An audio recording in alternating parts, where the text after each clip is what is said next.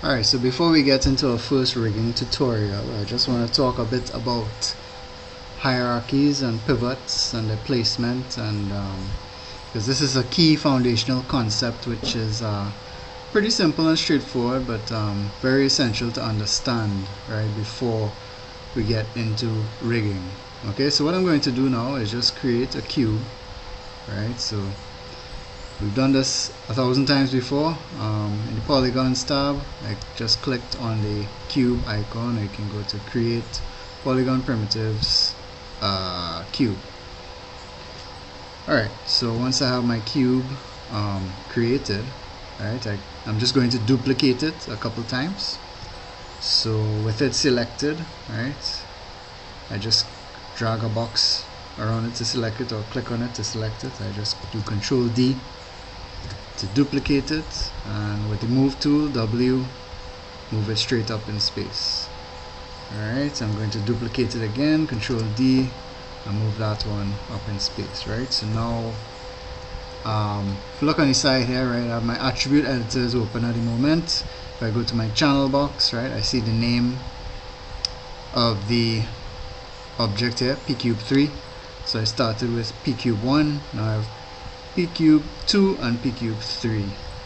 Alright, so if I just select all of these, you know, I can move them around together. Right, if I rotate them, right, they're all gonna rotate around their own pivots, which are at their centers by default.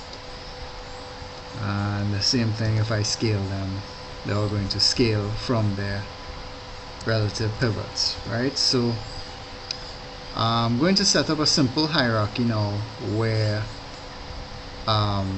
we're going to parent this cube to this one, and then this one to this one, right, so that they will all move with the main parents, and these two here will be children of this one. Okay, so I'm going to select this top cube here, pcube3, shift select the one below, and press P to parent. Right, I'm going to select this second one here, and then shift select the first one, and I can press P again. P is actually the shortcut for edit parent right here. Right, so P is just a shortcut for that. Right, okay, so when I select this first cube now, you see the children, right, this cube and this cube, these two cubes are children of this one. When I select this one, we see that the two children become highlighted as well, so we can tell that they are parented to this cube here. Alright, so when I rotate now, it's going to rotate these two cubes. They are going to be carried along with the pivot of this parent object here.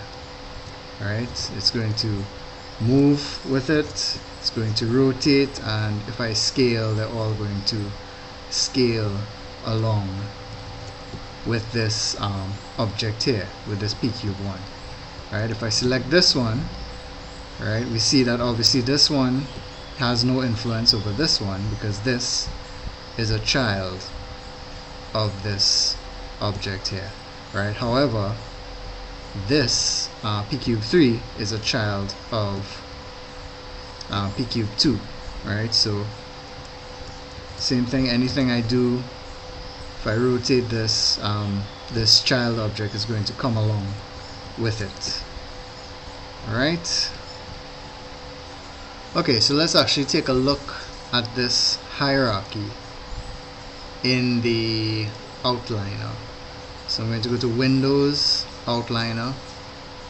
Alright, that opens my outliner, and we see here I have pcube1 with a plus sign next to it, and if I press that plus sign, okay, so we're seeing the shape nodes. Actually, I haven't actually gone into that as yet, but if I go to display, right, see I have shapes turned on here. If I turn that off, Right, we're just seeing pq1, pq2, and pq3 in this hierarchy here.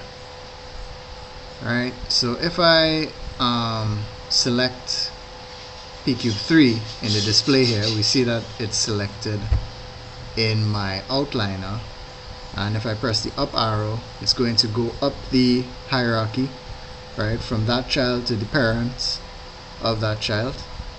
And if I press up again, it goes up the hierarchy again to the parent of that child.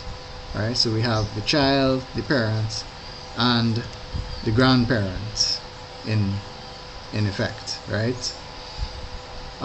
So if let's see if I can go down the chain, right? So if I press down now, I'm actually not going back down the chain, right? I'm actually selecting the shape node, right? So this is something about Maya, right? All or most objects in Maya, right, have a transform node as well as a shape node, right? So we can see this in the outliner. If I go to display and check shapes, right, we'll see that pcube1 here, if I select pcube1, is actually the transform node, and pcube shape1 is the shape node, right? So the shape node basically contains a different set of information relative to the mesh itself, rendering information, I believe texturing information, that kind of stuff. The number of vertices, faces, all of that is contained within the shape node, and the transform node is basically just what allows the shape node to be moved around in 3D space, translated, rotated, and scaled, right? So if I was to come here and select this pcube shape 1 and delete that shape node, right, it deletes, you know, we no longer see the cube in the scene. But if I select pcube1, right, I have this, I can see the manipulator, I can see the pivot, right? So it's basically an empty null or empty group node. Alright, so if I undo that, I'll just get back my cube. So basically the transform nodes, right, allow us to move the objects or move the polygons in the scene, and also determine the pivots, right, the relative pivots of these objects in our scene. Okay, so let's see if I wanted to make this set of cubes here move as if it was a robot, a simple robot arm or finger.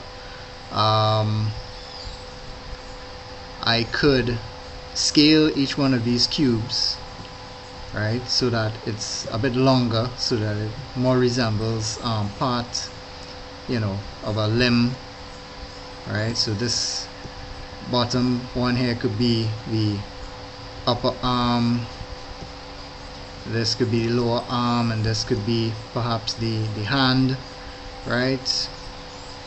So let's see, if I was just to come now and, you know, start to select all these and try to scale them, right, because of the parenting, you know, each one of these is inheriting scale, so it's affecting the one below it. So what I can do is just, you know, I'm just going to select these and do shift, hold on shift and press P at the same time, and I will unparent these so that they are no longer in a hierarchy.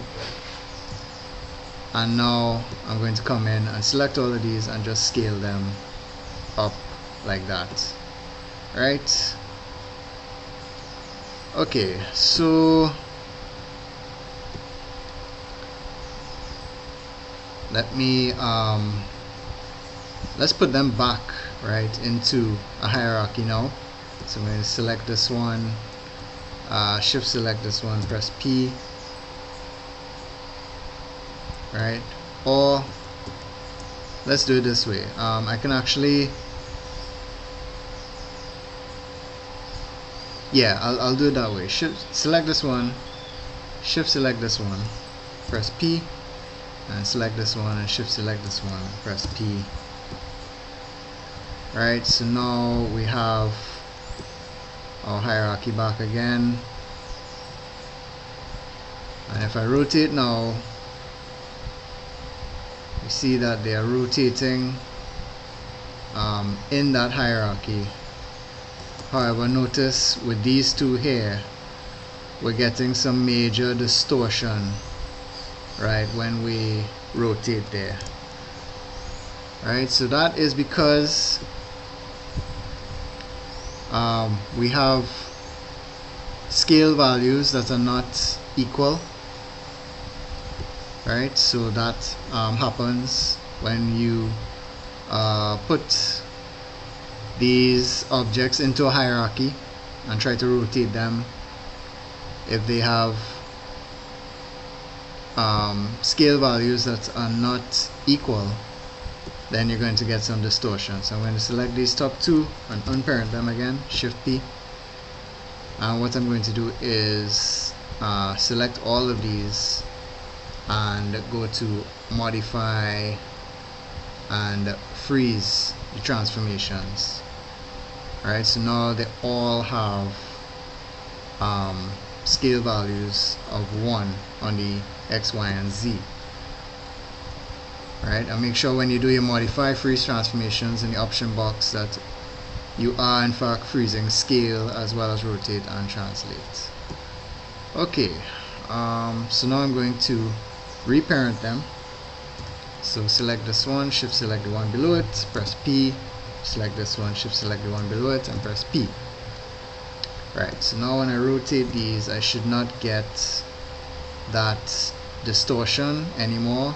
However, right, we'll see that they are all still rotating from the center pivots, right? So it's not actually looking like an arm or finger, right, because the pivots are off. So what we need to do is move each one of these pivots down so that they are at the base of the object. Right, so for this one I'm going to press D or tap D, and that comes into my move pivot tool, and I'm just going to move it down to the base of the object. I'm just eyeballing it right now. Or keep in mind we can isolate select and actually align it to that face. If you want to, you know, line it up perfectly with the base, you can do that and just press D again, and that pivot is aligned to the base. Alright, same thing with this one. I'm going to press D, bring it down to the base, and this one as well, bring that down to the base. Alright, so it looks like all of those are set. So when I rotate them together now, we see it's acting more like a tail or, you know, a finger, because, you know, the pivots are placed correctly.